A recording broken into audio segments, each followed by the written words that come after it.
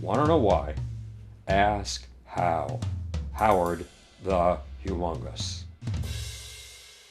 On Thursday, May 28th, Donald Trump invited reporters into the Oval Office and announced that free speech is under attack from, quote, one of the gravest dangers it has faced in American history, close quote. For once in his lifetime, Donald Trump, the man who lies a minimum of 12 times a day, was telling the truth. But there was an irony to his announcement. In point of fact, one of the gravest dangers that free speech has ever been attacked by in American history is, guess who? Donald Trump. Here's the story. On Wednesday, May 27th, President Donald Trump put out a series of tweets slamming vote by mail as a Democratic scheme to rig the upcoming presidential election.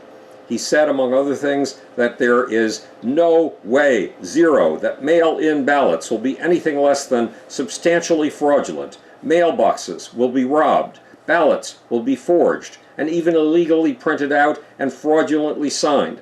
The governor of California, said Trump, is sending ballots to millions of people, anyone living in the state, no matter who they are or how they got there. Anyone will get one.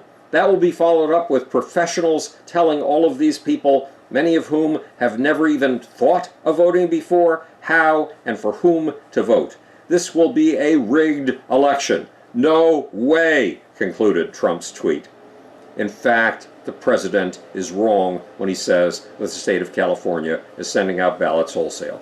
The state of California is sending out applications for ballots. There is a difference.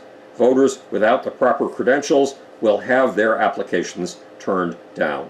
What's more, because the Washington Post and liberals like me accuse the president of issuing those roughly 12 lies a day, a chorus of voices on the Democratic side of the aisle have called on Twitter for years to fact-check Donald Trump. Twitter finally gave in on Wednesday, May 27th, and posted a fact-checking button below two of the president's more vivid anti-mail-in ballot tweets. And the president went ballistic. This is more than a tempest in a teapot. There are two important issues at stake. One, as I said, is freedom of speech. The second is the accuracy of the president's tweets. And there's a third.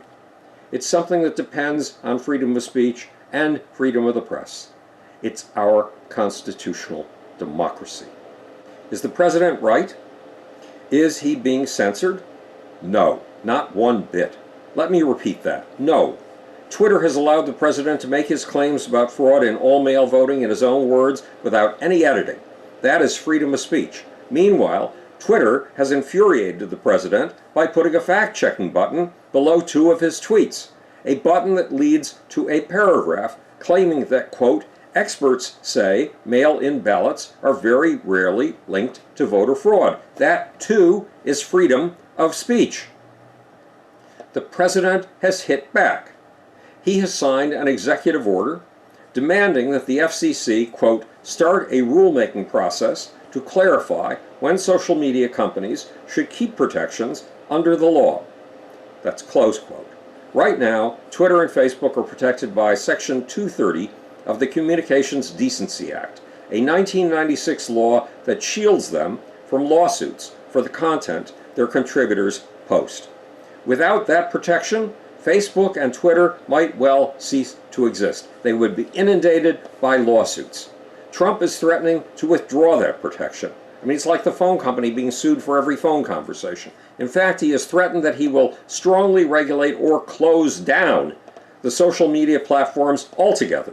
Those threats are not freedom of speech. They are the beginning of censorship. The president's reasoning for regulating or shutting down Twitter and Facebook, in his own words, is that, quote, social media platforms totally silence conservatives' voices.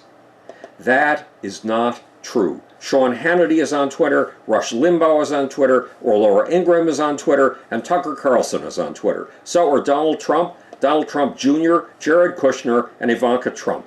Meanwhile, Fox TV, Breitbart, The Daily Caller, WND, and Newsmax almost totally silence liberal voices. Does the president plan to shut down these conservative media outlets?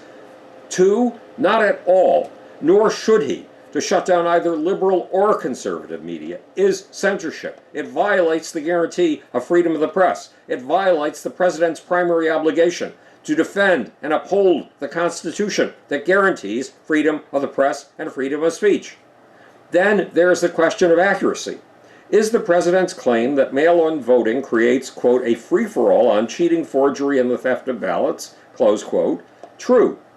The Conservative Heritage Foundation brags that it has a database of 1,285 proven cases of voter fraud in America. That seems to be 1,285 cases over 20 years or more, which would be 64 cases of voter fraud per year. Practically nothing when you realize that more than 1 billion votes were cast over that period. On the other hand, the Democratic Snopes fact-checking service reports that a team of investigative journalists in 2012, funded by the Carnegie Corporation of New York and the Knight Foundation, found an infinitesimal number of fraud cases in elections between 2000 and 2012, a total of 2,068, which equates to about one case for every 15 million eligible voters, which may be why even the Heritage Foundation admits that, quote, analysis by election experts shows that fraud is only slightly more common with mail-in voting than in-person voting at polling places. Only slightly more common. Or as the Carnegie and Knight Foundation report put it, voter fraud in mail-in voting is infinitesimal. The president is making it up. To put it less politely, the president is lying. And some suspect that he is lying with a goal in mind. Those who regard the president with apprehension think he is laying the ground to make a strange claim if he loses the upcoming November election. Donald Trump, they think, is setting us up to accept his claim that he lost the election because the election was rigged. In other words, he really won. The president, these Trump doubters think, is setting himself up to stay in office even if he loses. That may or may not be true.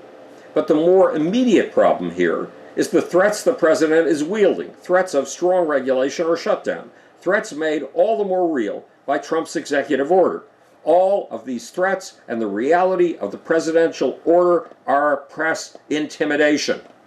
And press intimidation is the very opposite of freedom of the press. It is the very opposite of freedom of speech. A final word. I believe down to my pores, my bones, and my core that Donald Trump is the greatest threat to our constitutional democracy in my entire lifetime.